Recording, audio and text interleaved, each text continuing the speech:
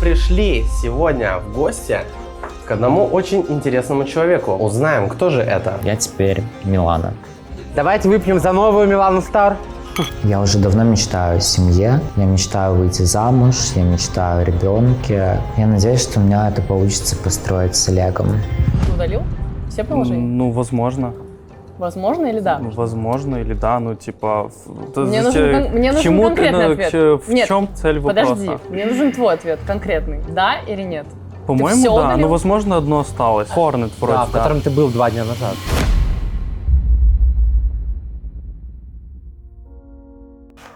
Сложная тема, Зай, потому что у нас есть некая информация о том, что он сидит на сайтах для знакомств. Мне Настя с Кешей сказали Я вчера. безумно хотел тебе об этом сказать, потому что нас безумно тревожила эта тема каждый раз, когда мы ее поднимали.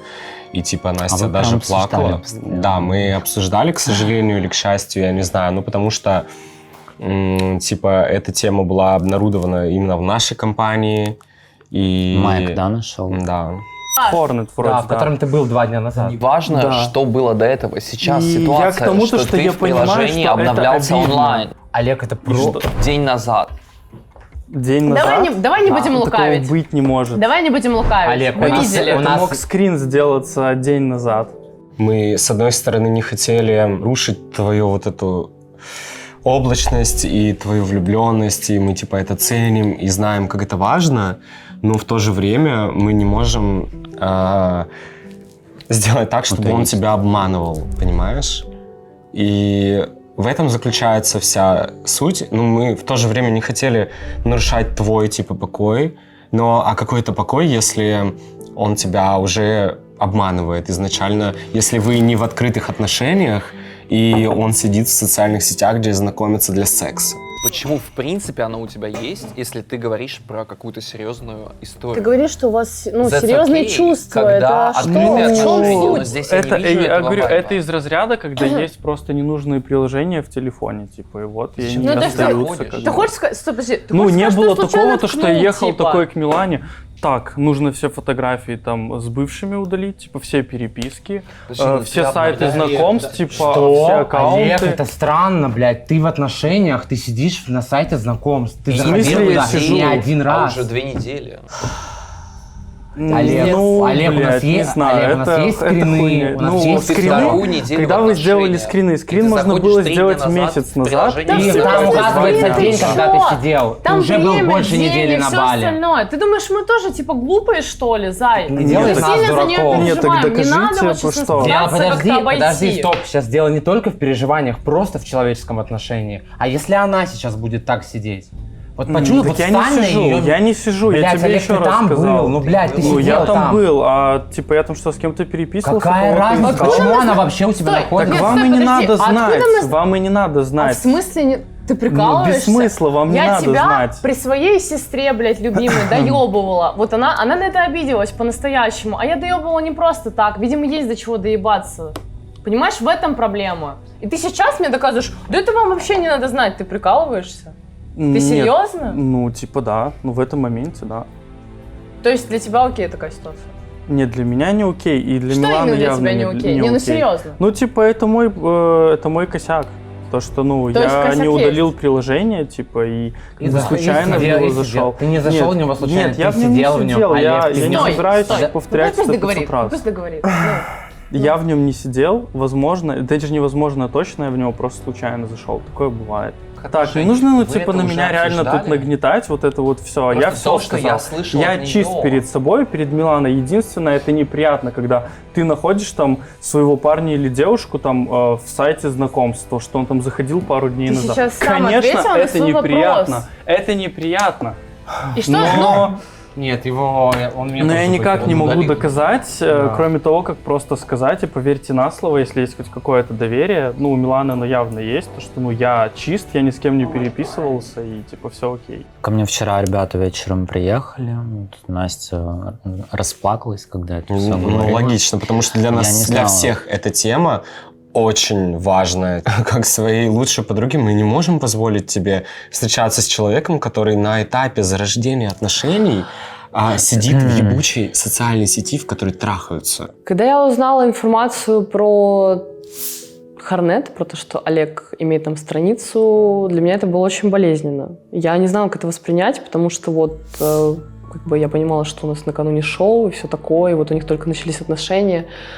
И я видела, как она счастлива вот этому факту появления этих отношений, что вот ей нравится, как он к ней относится. Да и в целом, как бы и мне он понравился на первый взгляд.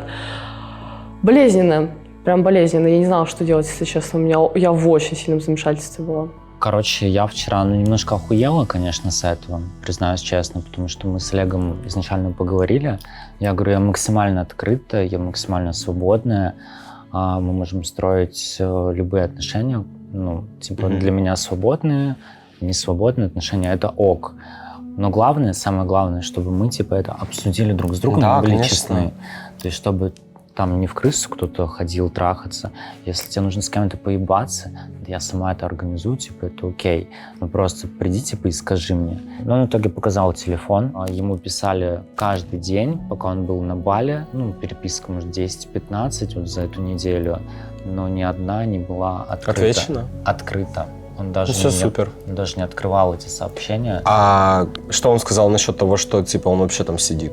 Типа, Слушай, честно, сказал хуйню. что сказал? Сказал то, что я уже слышал раз 200 от других. Что сказал? Что я ищу друзей. Хорнет я скачивал, по-моему, еще когда в Одессе жил. Я туда вот захотел просто какое-то как покринжевать, типа, кто там вообще сидит, может с кем-то познакомиться, подружиться. То есть цель такая была, я не думал, что там реально вот приложение знакомств чисто для секса. То есть, ну, потому что постоянно там вот кто что-нибудь напишет, сразу там фотки, типа, скидывают, разврат вот этот вот полный, то есть, ну, напрямую, типа, там секс предлагают. Еще такой вопрос, крыса, к тебе. Почему ты меня с ним не познакомила? Ну вот, типа, мы приходим на твою вечеринку. Я подумала, там столько... Как ты не... Ты не Слушай, думаешь? Это вообще не про Я тебя. вообще позвала там, типа, пару человек встретиться по работе. Приехала орава людей. Я вообще некоторых первый раз видела. Моя.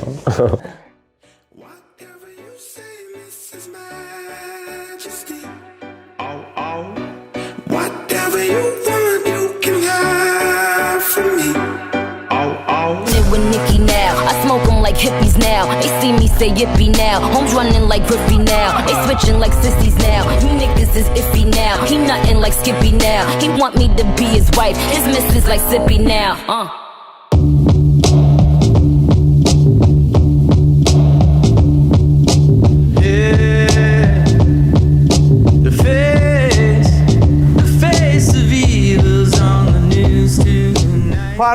Пару слов. Максим, здравствуйте. Привет. Друзья, мы с Максимом, кстати, знакомы. In a little while from now, if I'm not feeling any less sound, I promise myself to treat myself. Привет, меня зовут Максим Зверев, мне 24 года, и на протяжении 3 лет я помогаю Милане во всех вопросах. В мои обязанности, как правило, входит организация мероприятий, досуга, перелетов, брони отелей, ответственность за какие-то бытовые вопросы. Кроме того, я являюсь коммерческим директором по информационным продуктам. Все курсы, чек-листы, все лежит на мне. В свободное от работы время, как правило, я хожу в спортзал, я люблю ходить в кино, я фанат Marvel, DC, фанат боев без правил, скорости, я очень люблю ездить на байке, путешествовать и снимать отели. Мое мнение о моей работодательнице складывалось, наверное, на протяжении всех этих 3 лет, и все пришло к тому, что мы достаточно близкие люди, наверное, возможно, даже больше, чем друзья, потому что я общаюсь с семьей, я общаюсь с ней, мы знаем друг о друге настолько откровенные факты, что с ней сравнится, наверное, только моя мама. Уже 1,5 года я не живу в России. Свое путешествие по миру я начал с Европы. Побывал в Париже, Барселоне, Будапеште и Греции всего за 1,5 месяца. Кроме того, это было моими первыми путешествиями. Сейчас на протяжении 8 месяцев я живу на Бали и не собираюсь останавливаться на этом.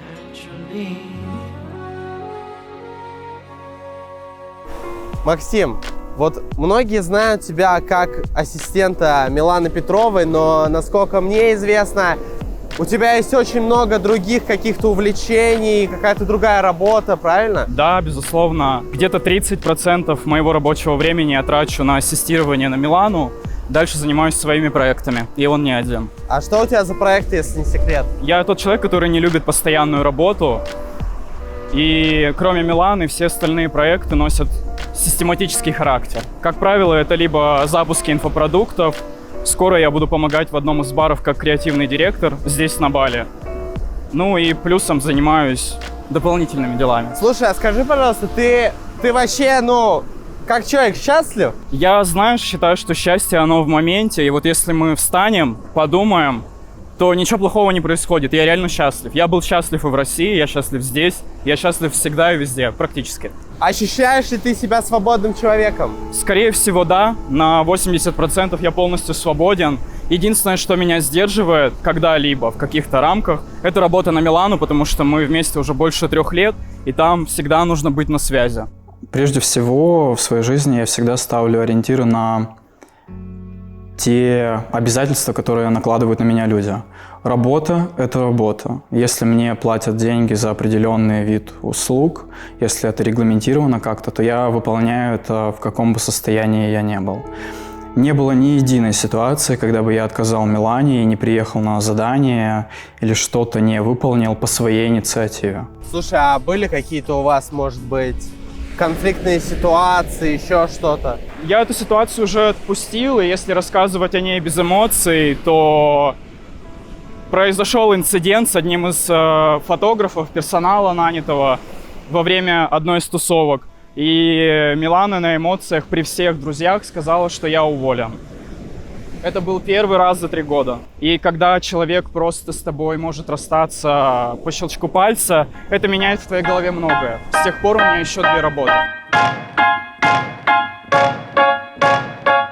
Опа! Ну-ка, что тут у нас? Трусики чьи-то. Друзья, всем привет еще раз. Мы приехали на виллу к нашим новым героям, а именно к Оленьке с Виталиком. Уважаемая команда, пожалуйста, welcome. Друзья, Оля и Виталик.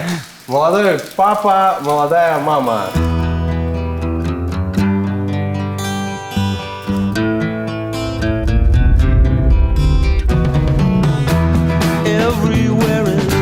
Всем привет, меня зовут Оля Сок, мне 29 лет, я проживаю в Индонезии на прекрасном острове Бали.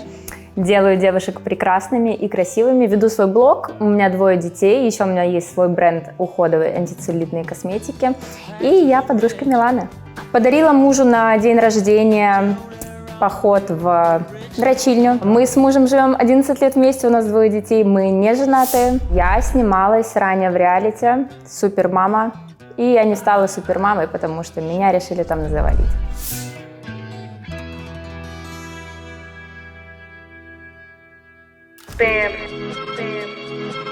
Let the band play.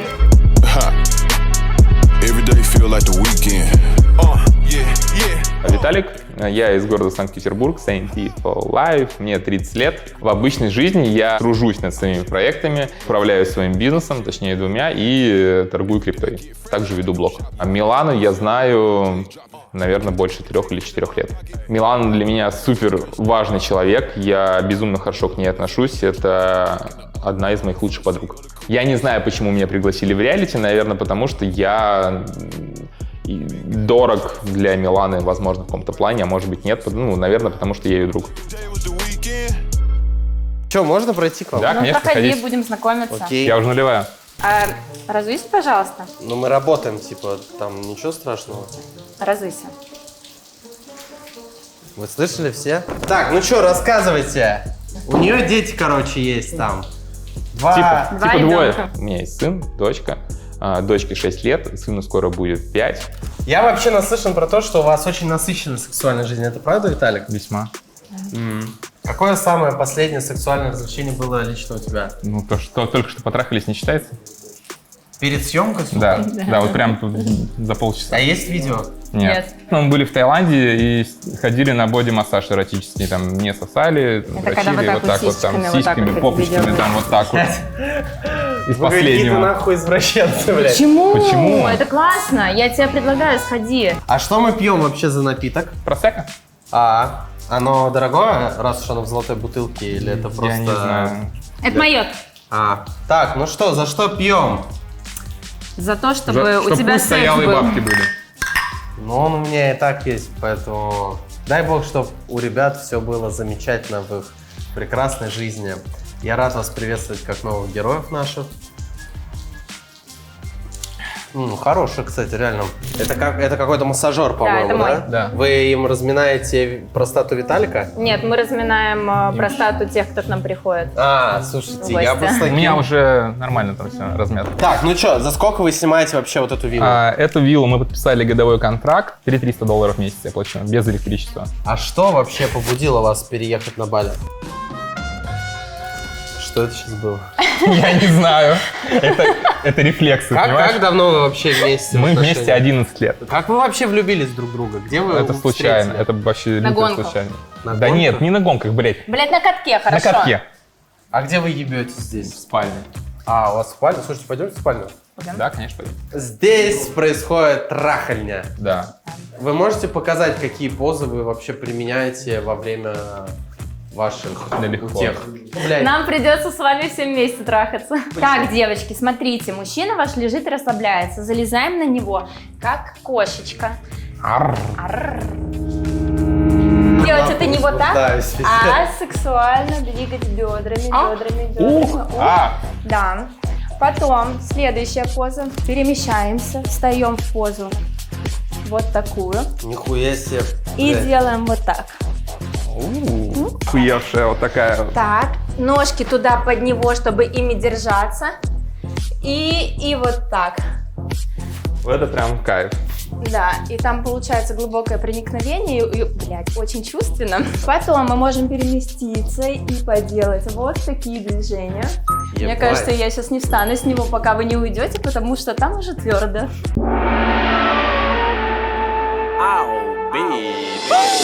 The way you shake it, I can't believe it. I ain't never seen a like that. Сколько ты зарабатываешь с Миланой? У Миланы я зарабатываю примерно 20% своего дохода, это $1200-1300. Зависит от курса доллара.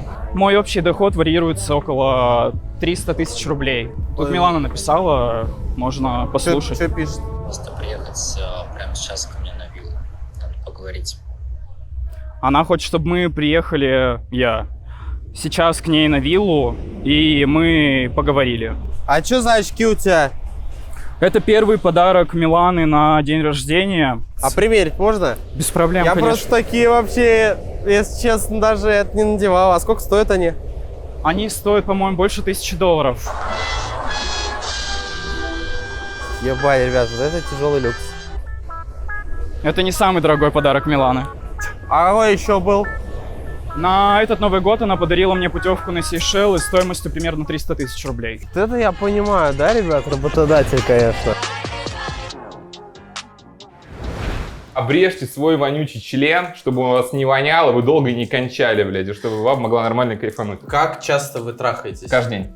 По крайней мере, стараемся каждый день. У меня очень высокие потребности, то есть у меня высокая половая конституция, мне прям нужно каждый день. Если мы не трахаемся, я дрочу. У тебя так же? Нет. Ты со мной это делаешь. У нее не настолько нет. высокая либидо, как у меня.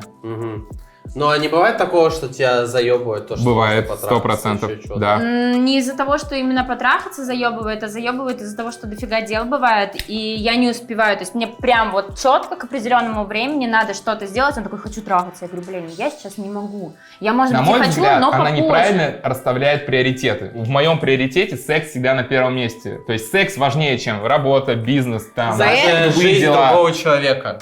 Да, блядь, ну в смысле, если вопрос жизни и смерти, конечно, нет. А, нихуя себе, как ты О, заговорил. когда он на массаж ходил, он такой, Заюша, у меня массаж. А я лежу такая, говорю, Назар, пожалуйста. Я такая, я говорю, давай, трахни меня. А он такой, блин, у меня массаж, Один я раз, опаздываю. один раз, сука, была ситуация, да, приоритеты. действительно. Конечно. У меня потому массаж что миллион локтями стоит, блин. полминут.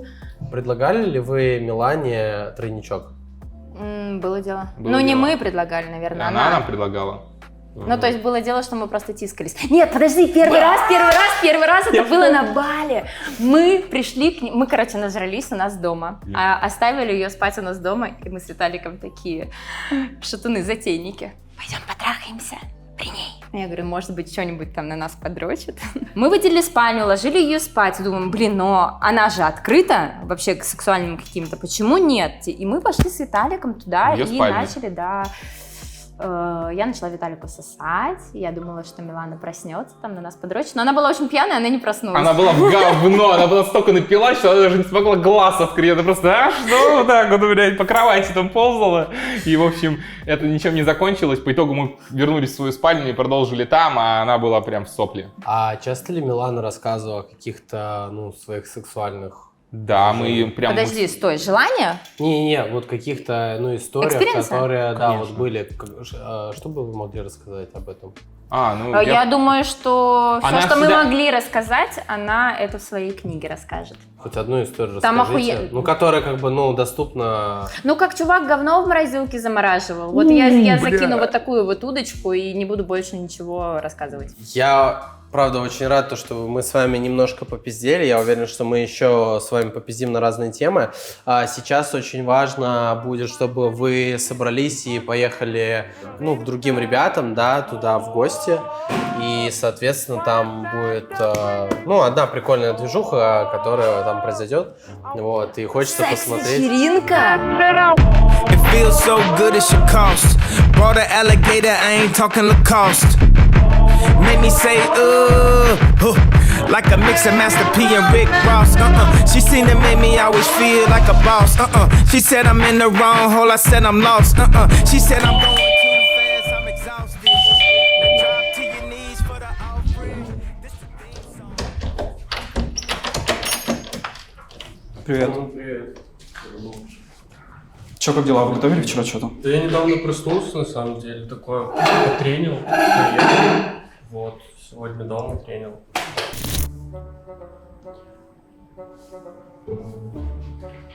Круто сидим. Да. Я не знаю, типа, просто напиши, наверное. Да я уже написал. Она всегда обычно опаздывает, поэтому это окей. Тогда подожди. Ой, Олег для меня неразгаданная загадка. Сегодня, когда мы встретились в квартире у Миланы, я думал, будет какой-то подвох в нем, потому что вопросы были просто ужасные. Знаете, когда знакомишься с кем-то неадекватным, он тебе пишет, ты что, пошел в душ один, без меня, ты голый. Вот мы встретились с Олегом, и вопросы были такие же, мы что, тут будем сидеть одни? Я вообще этого не понял. Олег достаточно приятный парень, но все, что я о нем знаю, это его паспортные данные и имя. Привет. Приветик. Доброе утро. Привет, Максим. Максима я позвала к себе, потому что я продала один из своих бизнесов. На деньги с продажи бизнеса я купила себе виллу. Это трехкомнатная вилла, 200 метров за 440 тысяч долларов. Но так как я продала один из бизнесов, мне нужно сейчас какое-то дело, чтобы снова зарабатывать много денег. Если говорить о самых крупных тратах Миланы, то я бы, наверное, разделял их на запланируемые. То есть, например, покупка виллы. Это был самый крупный чек за 3 года. Но кроме того, у Миланы бывают иногда траты, которые случаются спонтанно. То есть, например, она куда-то улетела после бутылочки просекко. Там нужно стало организовать мероприятие, не знаю, ОМОН нанять, отель снять, еще что-то. Это достаточно большие всегда траты.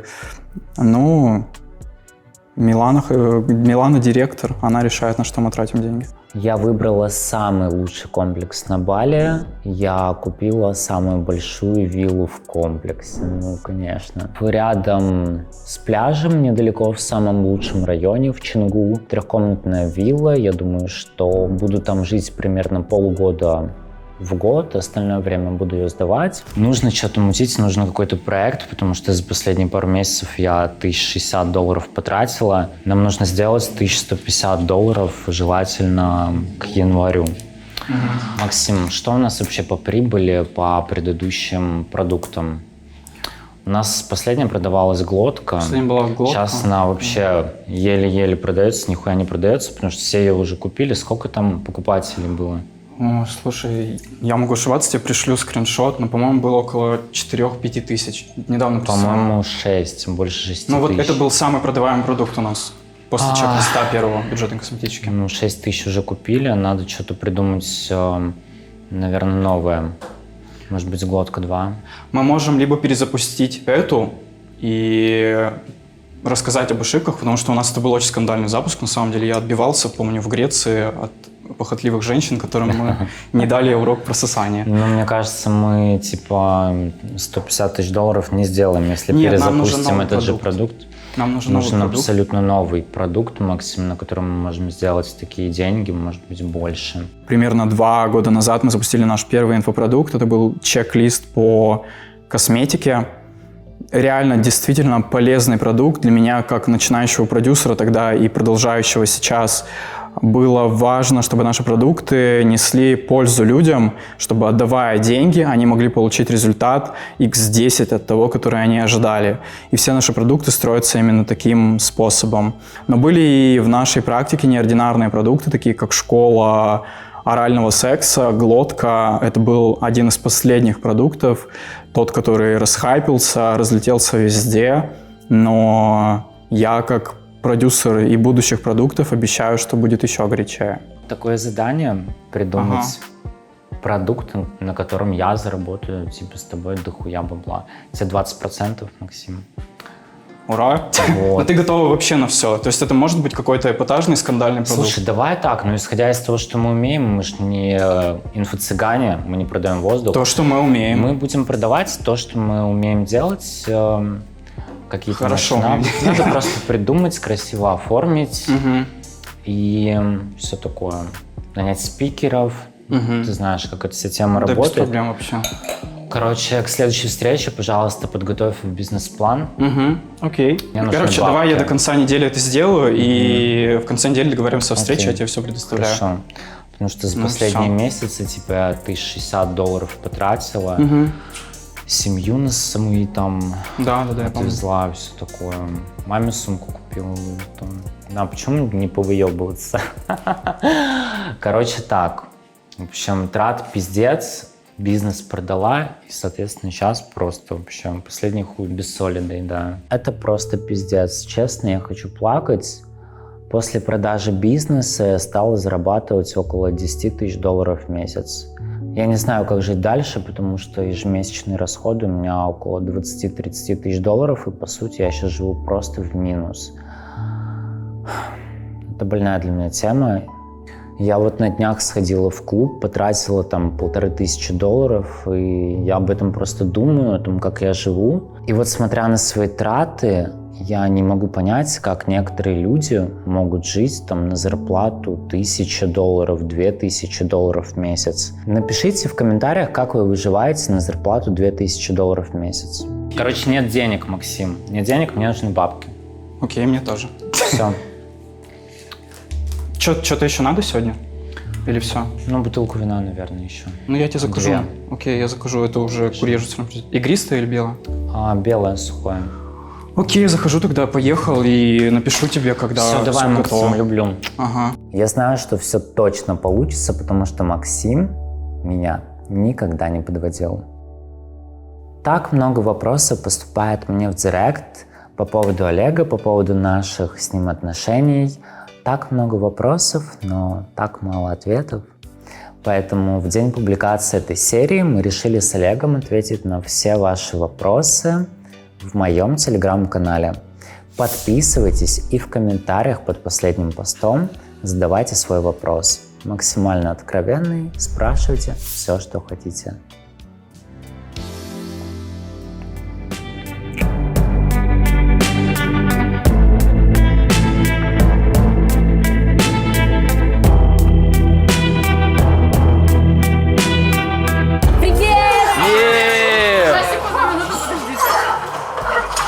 Нам похуй Почему вообще на на нас никто не вас и обращает вашу внимания? игру.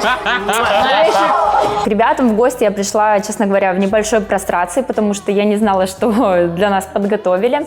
Мы пришли, что меня сначала смутило и удивило, что ребята сидели, играли в плойку, и они даже не обратили на нас внимания, ну, типа, в смысле, мы пришли, там, можно хотя бы помахать, да, заняты, но, блин, это странно, как будто нас нет, просто не смотрят на нас, думаю, ну ладно, пофиг. Мы сегодня стоим на гвоздях. Не, ну не вариант. Блядь, суки, кто выпил вино?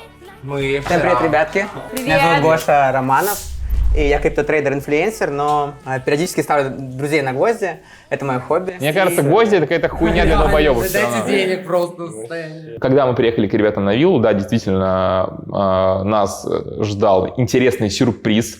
Нас никто не предупреждал заранее о том, что нам придется стоять на гвоздях и что это будет какой-то новый супер непонятный экспириенс. Я довольно скептично отношусь ко всем этим вещам, но я для себя решил попробовать, ну почему бы нет. Раз я снимаю реалити-шоу, окей, мне предложили постоять на гвоздях, и такой, ну окей, давай попробуем. Боже мой, сейчас будет скандал, потому что Виталик очень не любит духовность, вот эту вот тему, гвозди и так далее, но я офигела, когда он вызвался стоять на гвоздях. Да, так что план у нас такой. Сначала мы пьем чай, потом мы делаем медитацию. И эта медитация реально вылечила меня от диареала, посттравматического стрессового расстройства, хронической тревожности. Короче, куча всякой херни было. Милана такая, блядь, сука, они должны страдать. Они поставите нам моих друзей на гвозди, блядь.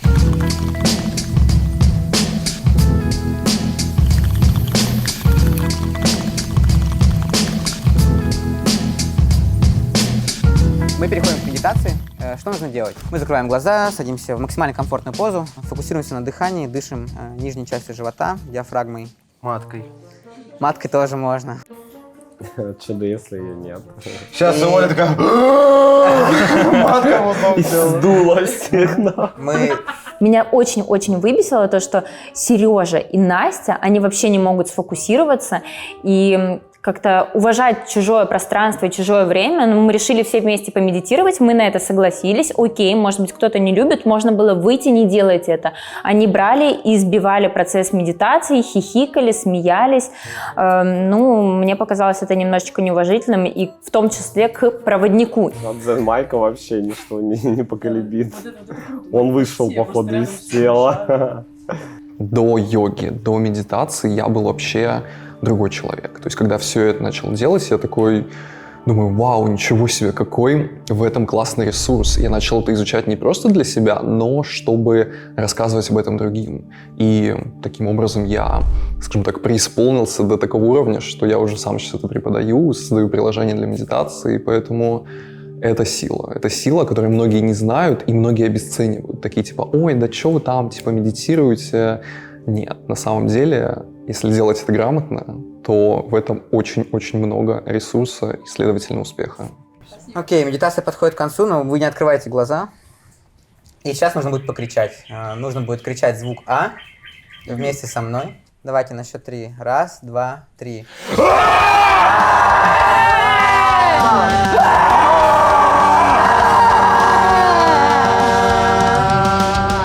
Конечно, мы ржали, потому что мы не верим в медитации и не верим в что-то такое прям пипец духовное. Мы более приземленные люди и верим в себя. Нет, вообще к эзотерике я отношусь с уважением, нормально. То есть люди, которые этим интересуются, которые занимаются медитацией, какими-то духовными практиками, я вполне ок, это круто. Я даже в каком-то смысле им завидую, потому что они умеют очищаться, умеют свои мысли контролировать. Я этим не обладаю, поэтому я сегодня была человеком, который сидит на последней партии и угорает все время, когда какие-то серьезные вещи происходят. Не потому что не уважаю, но просто так выходила, ребята немного так провоцировали этот вайб, и так получалось, и я поддавалась этому. Я не могла сконцентрироваться абсолютно, медитации мне не подходит, я пока что еще не погрузилась в эту историю. Но, может быть, я через год буду каким-нибудь убудским йогом, кто знает. Я каждый день медитирую, но сегодня с утра, потому что я торопился на съемки и зачем-то выпил 3 стакана кофе, у меня была такая тревожность. Сейчас, когда я это сделал, я просто умею зайти в это состояние, то есть Оля сейчас сказала, ты говорила, что кто-то мешал, я просто вообще ничего не слышал, потому что я был настолько в себе, и когда я представил, намерение такое свое, Я настолько улетел, то есть у меня закружилась голова. И каждый раз с медитацией я дохожу до такого состояния, реально. Пойдемте? Да, мы переходим к гвоздям. За день до этого я прочитал в интернете о практике стояния на гвоздях, и меня заинтересовал вопрос в том, что если встать на гвозди, то можно отпустить там весь негатив и какую-то зажатость в себе. Вот. И поэтому я сегодня для себя решил, что я встану на гвозди. И поэтому проявил инициативу сделать это. Самое важное сейчас – это не терпеть боль, а постараться принять ее и не сопротивляться тому, что происходит. Давай, да, помогай. Конечно, конечно. Нам нужны свободные руки. И сейчас вы обнаружите следующее. Ваш ум диктует вам, что нужно слезть с досок, но вы сами хотите на них стоять. И в этот момент вы обнаруживаете, что между вами и вашим умом есть дистанция.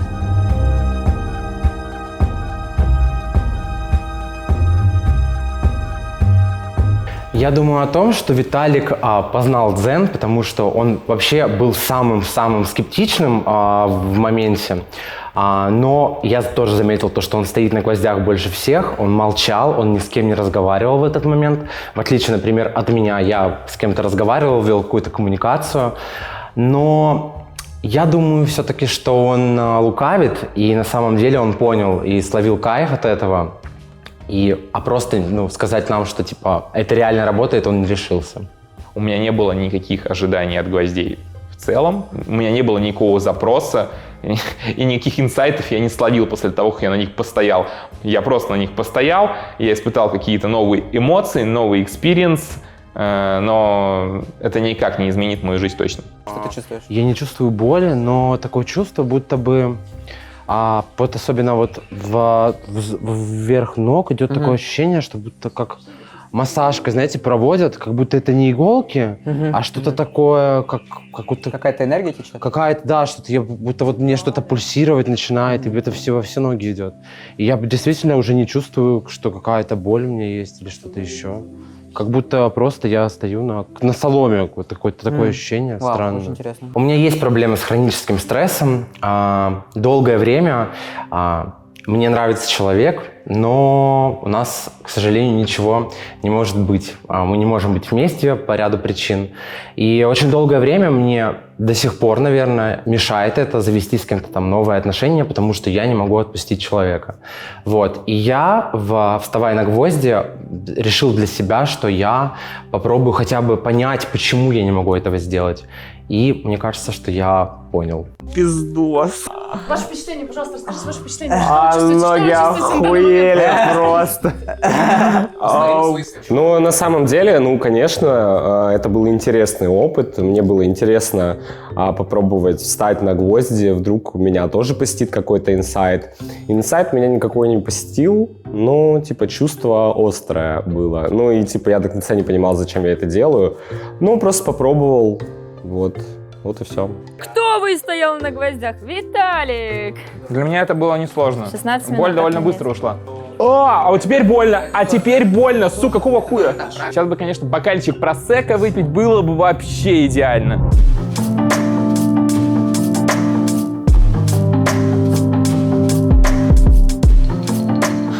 Малыш, хотела с тобой обсудить все, что сейчас происходит в Телеграме.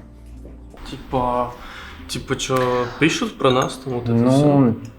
Я не знаю, каким образом вообще все они о тебе узнали, я предполагаю. Но я же тебя нигде не отмечала, ты знаешь, ни в сторис, нигде, и я даже лицо твое не показывала. Но как-то, видимо, через подписки мои подписчики Несложно нашли найти, твой профиль, и у тебя там была последняя фотка как раз-таки с этой виллы. И, наверное, вот так это разошлось. Я уже видела, наверное, в 10 пабликах новости о том, что у Миланы появился парень, и некоторые там тебя обсирают и все такое. Хотела просто... Я очень переживаю за тебя. У тебя 300 подписчиков в Инстаграме, у тебя не было, наверное, никогда такого внимания в твою сторону. Я примерно понимаю, что ты можешь испытывать, особенно когда некоторые там высказываются негативно на твой счет. Хотела просто тебя поддержать на эту тему и сказать, чтобы ты вообще не обращал внимания. Вот все, что тебе пишут, ты был очень аккуратен, потому что многие попытаются как-то войти к тебе в доверие, возможно. У меня были такие ситуации, когда люди как-то вот пытались в окружении моих друзей войти, чтобы потом как-то напакостить мне, и также могут писать, например, твоим родственникам, твоим друзьям насчет тебя. Ты как вообще? Не знаю, у меня к этому спокойно все. Ну, типа, блин, я готов... Тебе похуй просто? Ну да. Не знаю, думаю, на меня это не должно как-то повлиять. Я готов к чему угодно, типа, как бы, ну и чё, ну окей. Я переживаю, что ты не делал никакого камин-аута там своим друзьям, родственникам.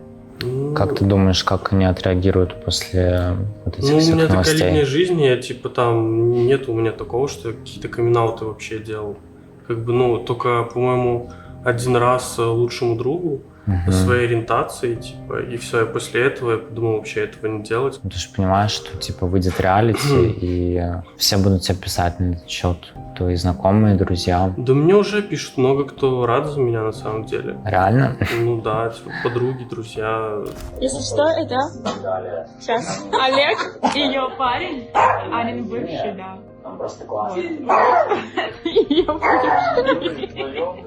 Кто-то удивлен, такие, нет, я, типа, что-то не верю, чему ты не веришь, что у меня отношения появились, типа, ну, для меня это вообще ничего такого. Поэтому ты можешь, ну, не переживать, я к этому все, ну, отношусь спокойно. А по поводу твоих родственников? Ну, блин, у меня тоже такое... Не переживай на этот счет. Такое мышление, что это их проблемы, то, что они в другом мире живут, я не собираюсь их там переубеждать в чем-то, то есть это нужно их полностью переформатировать, это такую работу нужно проделать, то есть, ну, это вообще... Они отстранены от какой-то современности, то, что сейчас это нормально, то есть, ну, 21 век. Они этого не поймут? Да, я думаю, им просто неудобно самим как-то станет или что, я не знаю, возможно, не поймут. У меня хорошая новость есть одна. Я общалась со своей мамой, я рассказала ей про то, что у меня появился ты. Вот, это очень волнительно для меня. Она за меня порадовалась и пожелала, чтобы у нас все сложилось, все было хорошо. Я бы хотела, чтобы ты с ней созвонился и, может быть, пообщался пару минут.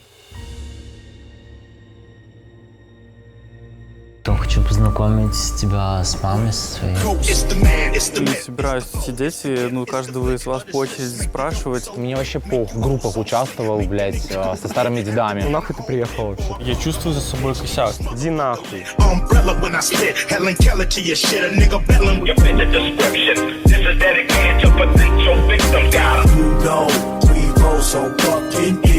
Round after round in the middle of the street, nigga. Niggas see you tripping the game with nothing to gain. Plop, plop, popping out, bang.